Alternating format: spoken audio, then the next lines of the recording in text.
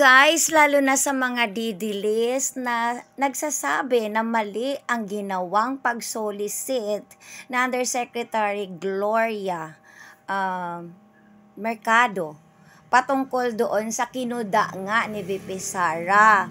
Lalo na itong nag-comment dito, let me remind you and for your knowledge that the solicitation permit in the Philippines is allowed under Presidential Decree number 1564, also known as the Solicitation Permit Law.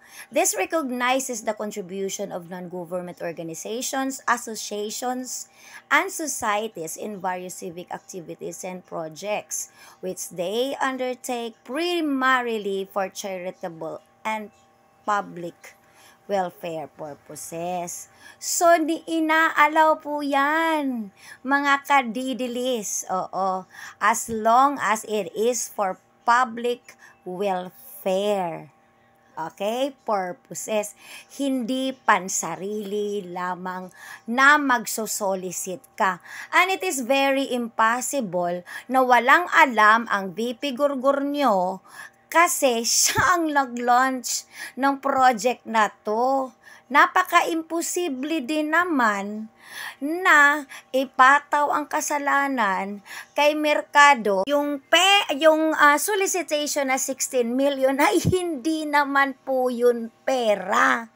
It involves equipment na kung meron mang magsasponsor or kakagat doon sa solicitation nila, which nga dalawang private company ay i-deliver yung equipment directly to the DepEd, hindi sa bahay ni Yusek Gloria Mercado.